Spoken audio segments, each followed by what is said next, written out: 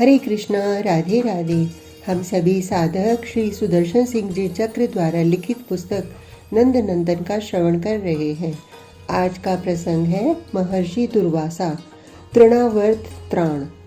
मैं रुद्रांश समुद्भव हूँ, अतः मुझे क्रोध बहुत शीघ्र आता है और कृपा करने में भी मुझे कोई कार्पण्य नहीं है। किसी को शाप दे देना कोई अच्छी बात नहीं है, यह जानता हूँ, किंतु क्रोध आता है, किया नहीं जाता। अतः जब क्रोधावेश में किसी को शाप दे ही दिया गया तो उस पर कृपा अवश्य की जानी चाहिए। इसलिए मेरे शाप से किसी का भी अमंगल कभी नहीं हुआ। पांड्य नरेश सहस्त्राश विष्णु भक्त था, सद्गुणी था, धर्मात्मा था, किंतु प्रमत्त होकर रेवा में स्त्रियों के साथ जल क्रीड़ा कर रहा था। मैं वहां पहुंचा तो इसने मुझे देखा ही नहीं। कोई नारियों के साथ हास प्रयास में इतना असावधान हो कि अभ्युत्थान देने योग्य पुरुषों के आगमन का ही उसे ध्यान न रह जाए, यह राजसिकता तो आसुर भाव ही है। अतः मैंने शाप दे दिया, जब तुझे आसुर भाव ही रुचते हैं तो असुर हो जा। शाप सुनकर बहुत दुखी हो गया, मेरे पदों पर गिरकर गिड़गिड़ाने लगा। मैंने कह दिया, तू जल में वात्या चक्र के समान बहुत संभोग कर रहा था, अतः वात्या चक्रों का ही अधिपति रहेगा और ब्रज में परम पुरुष के स्पर्श से असुर देह से मुक्त हो जाएगा। सहस्त्राक्ष ने स्त्रियों के साथ वहीं अग्नि में प्रवेश करके शरीर त्याग दिया। मेरे शाप के कारण असुर योनि मिली उसे। अब वह तृणावर्त था, बवंडरों का अधिपति। कंस से प्रीति कर ली है, रहने लगा है मथुरा, किंतु प्रधान भ्रमण भूमि तो इसकी मरुस्थल है। यह निधाक काल है। तृणावर्त का बल चरम सीमा पर था। आषाढ़ के इस मध्योत्तर काल में मुझे नंद नंदन से तृणावर्त को स्पर्श प्रदान करके उसे आसुर देह से मुक्त करने की प्रार्थना नहीं करनी थी। यह काम तो बहुत पहले मेरे स्वामी, मेरे स्वरूप भगवान सदाशिव तप कर चुके, जब वे गोकुलीन नंद नंदन का साक्षात्कार करने आए थे। उन्होंने मन में स्मरण कर लिया, मेरा शापानुग्रह और इन नंद तनय ने समझ लिया, इतना पर्याप्त था। मैं तो अदृश्य इसलिए आ गया कि इन भुवन सुंदर की लीला देख लूं। जिसे शाप देकर असुर बना दिया, उसके उद्धार का साक्षी हो जाऊं। कंस बहुत उद्विग्न है। वह यशोदा नंदन की आयु इस प्रकार गणना करता रहता है कि माता भी नहीं करेगी। कह रहा था, वह लगभग 1 वर्ष का होने को आ गया, चलने लगा, बोलने लगा। कुछ करना पड़ेगा, अवश्य ही कुछ करना पड़ेगा मुझे। पूतना दृश्य थी और उत्कच अदृश्य था, दोनों असफल हो गए। अब कोई इनके मध्य दृशादृश्य। तृणावर्त है तो ऐसा ही। तृणावर्त स्मरण करते ही आ गया और मैं संतुष्ट हो गया कि इसके उद्धार का समय आ पहुंचा। पूतना अविद्या नष्ट हो गई। उत्कच शक्टासुर जड़ देह का अभिनिवेश मिट गया। तो यह अहंता, लोकेशणा का, सुयश का उन्मादी, अंधकार देने वाला उत्कट रजोगुण क्यों रह जाए अधिदेव जगत में। गोकुल में यशोदा का अंक धन ही तो इनका उद्धारक है। मैं कुछ क्षण पूर्व गोकुल के गगन में आ गया, क्योंकि तृणावर्त के आ पहुँचने पर इन लीलामय के दर्शन नहीं हो सकते थे। अभी दिन का प्रथम पहर ही पूर्ण हुआ है। नंदरानी अपने लाल को लेकर प्रांगण में छाया में बैठ गई हैं। दुग्धपान करा दिया है और दोनों करों में लेकर अपने पुत्र को उछालने लगी हैं। ऊपर उछालती हैं और लेकर हृदय से लगा लेती हैं। अलके हिलती हैं, इनके गूथे सुमन गिर रहे हैं। ये अपनी चंद्रोज्वल दंतुलियां दिखाकर हंसते हैं, बहुत प्रसन्न हैं। मैया उछालती हैं तो करपद फैला देते हैं और झेल लेती हैं तो इनके कंठ से चिपक जाते हैं। ऊपर देखते हैं, हाथ उठाते हैं और मैया कहाँ तक उछाले, ये तो ऊपर और ऊपर जाना चाहते हैं। अब देवी योग माया तृणावर्त को लाएंगी ही। उनके इन स्वामी की इच्छा तो पूर्ण होनी चाहिए, किंतु ये मैया के अंक में रहेंगे तो यह इच्छा कैसे पूर्ण होगी। अब योग माया को अपना प्रभाव प्रकट करना है। मैया यशोदा अपने लाल को उछालते उछालते थक कर बैठ गई हैं, किंतु उसे अद्भुत लग रहा है। अपने पर ही आश्चर्य हो रहा है। मैं कैसी जननी हूँ कि मुझे अपना पुत्र ही भारी लग रहा है। इसके भार से मेरे पदों में पीड़ा हो रही है। यह कोई सुने तो मुझे क्या कहेगी। आज मुझे क्या हो गया। मैं अभी ही बैठी हूँ और मेरे पद थककर दर्द करने लगे। अवश्य मेरा शरीर स्वस्थ नहीं है। यह नन्हा नीलमणि भला क्या भारी होगा, किंतु अब इसे अंक में बैठाए रहने में तो मैं असमर्थ हूँ। पदों में कुछ हुआ है, उनसे इतना भी भार सहा नहीं जाता। नंद पत्नी ने पुत्र को अंक से उतार कर भूमि पर बैठा दिया है। कुछ स्मरण हो गया होगा, कोई कार्य। वे कक्ष में चली गई हैं कृष्णचंद्र को बैठाकर, और अभी ये दिगंबर नवघन सुंदर तो ऊपर उछलना ही चाहते हैं। ऊपर देख रहे हैं, नन्हा सा हाथ उठाए हैं ऊपर। भैया समीप नहीं है, यह अभी ध्यान ही नहीं इनका। यह आया तृणावर्त, योग माया ही उसे ले आई है प्रेरित करके। अत्यंत घोर शब्द उमड़ता घुमड़ता धूलि का अंबार, कंकड़ियाँ पत्ते तृणों का आकाश तक उठता, कोशार्ध में घूमता प्रचंड वायु का विशाल वात्या चक्र। ऐसा वात्या चक्र जल लेकर सागर में उठता है, किंतु धरा पर मरुभूमि में भी देखा नहीं जाता। यह तो इनका अधिपति ही चला आ रहा है। दिशाएं अंधकार में डूब गईं, पक्षी क्रंदन करते भागने लगे। वे इसमें पड़ेंगे तो उनके शरीर पक्ष सबके चिथड़े उड़ जाएंगे। भागने तो लगे हैं वन पशु और गोष्ठों में बंधी गायें बंधन तोड़कर। गोप, कोई भी मनुष्य ऐसे अवसर पर क्या करेगा। नेत्र बंद करके जहाँ हो वहीं बैठ जाओ और भरसक अपने वस्त्रों को पकड़े रहो। लगता है कि शरीर उड़ जाएगा। केश उड़ रहे हैं और उनमें धूलि तृण भर रहे हैं। यह सोचने का भी समय नहीं है। महावन में तृणावर्त जिधर से आया है, तरुओं लताओं को निशेष करता हुआ आया है।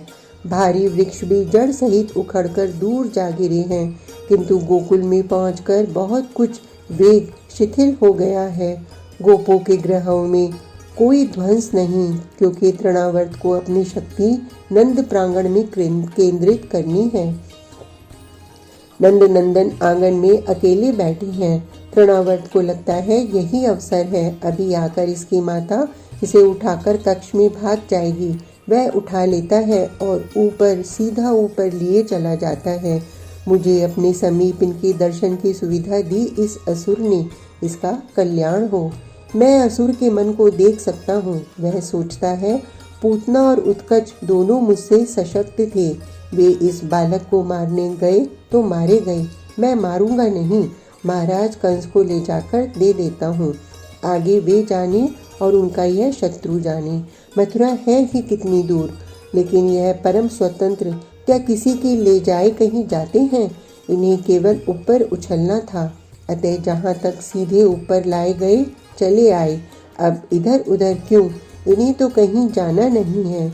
ऊपर उछलने में माता के कंठ से लिपट जाने का तो अभी अभी अभ्यास किया है।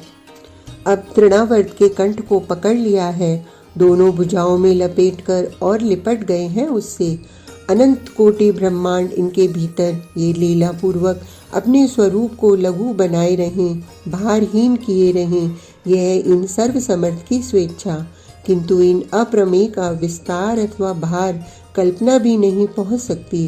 तृणावर्त के लिए इनका भार असह्य हो गया, इसका वेग शिथिल हो गया। उसे लगता है कि वह भूल से कोई भारी शिला पूरा पर्वत ही उठा लाया और अब कंठ कसता जा रहा है। इतना ऊपर आके शिशु अपनी पकड़ तो सुदृढ़ करेगा ही।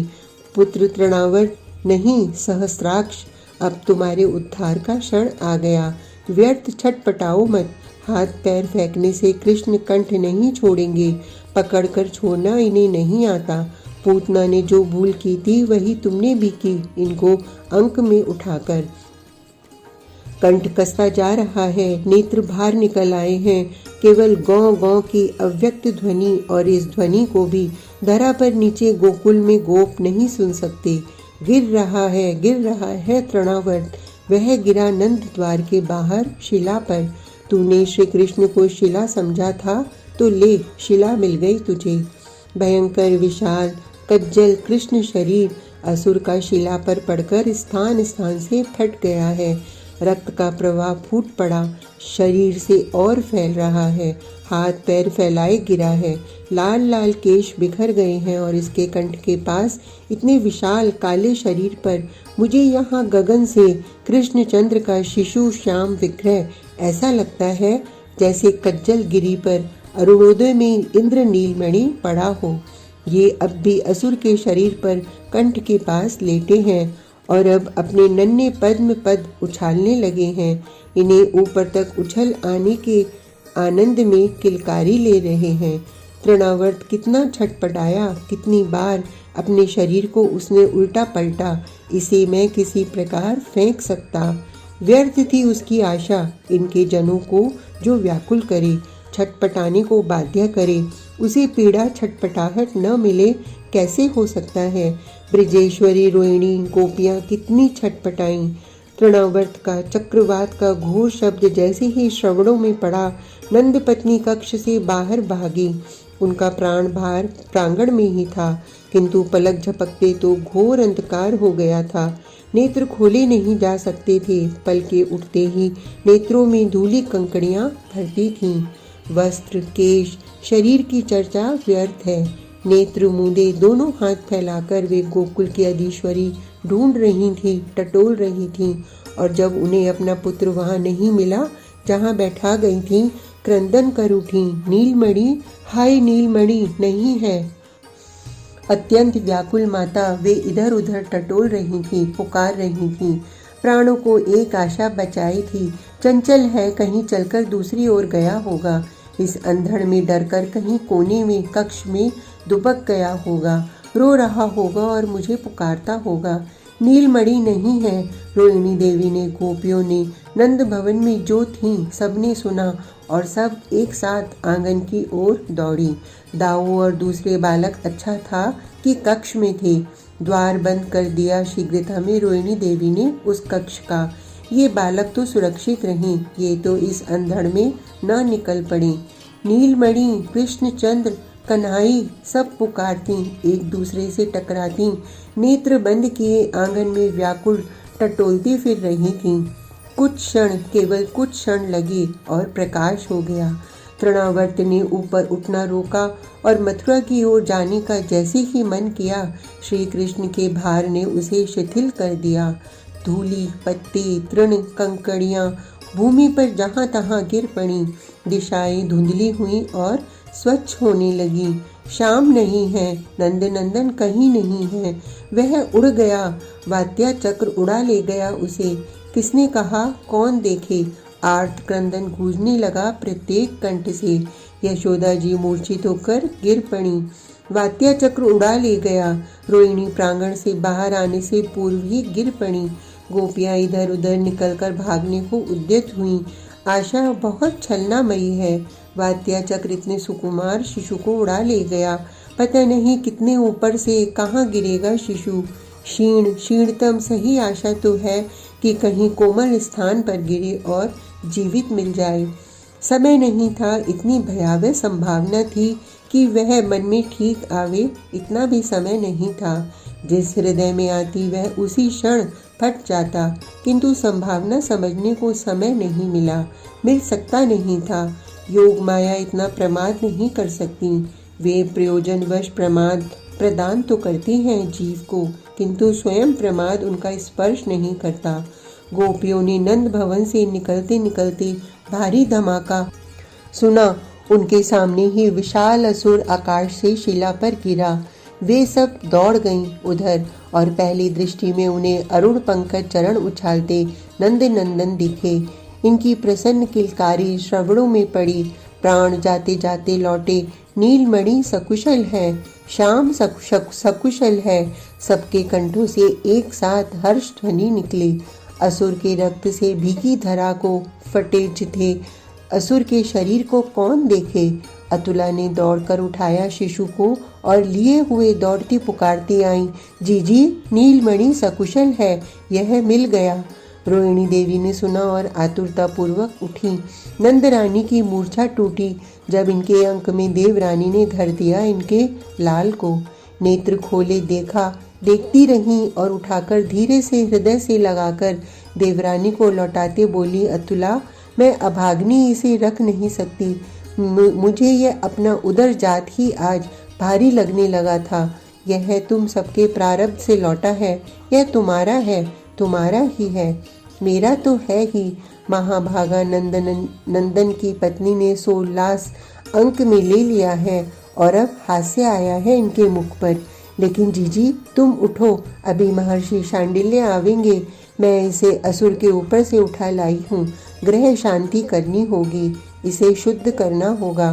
ब्राह्मण मुनिगण आएंगे और अपने ही सब 2 क्षण में आते ही हैं। तुम ऐसी धूली भरी कैसे इसे अंक में लेकर सबके सामने बैठोगी? उठो और शीघ्रता करो, स्नान करके वस्त्र बदल डालो। तू ऐसे ही भूतनी बनी रहेगी। अब यशोदा जी के मुख पर हास्य आया है देवरानी की दशा देखकर। सब तो एक जैसी हो रही हैं। ग्रह आंगन सब धूली तृणों से अटा पड़ा है, सब स्वच्छ होना है। गोपियों को अब तक कुछ पता नहीं, अब वे तृणावर्त के शरीर के समीप एकत्र होने लगे हैं। इसका अग्नि संस्कार करेंगे। सर्वेश के ये अपने जन और असुर तो इनके परम धाम पहुँच गया। ये अनंत दया धाम, मैंने इनके स्पर्श से उसे आसुरी योनि से मुक्त होने का वर दिया था। इन्होंने उसे अपना परम पद प्रदान कर दिया। आज का प्रसंग इतना ही। कल तक के लिए हरे कृष्णा, राधे राधे।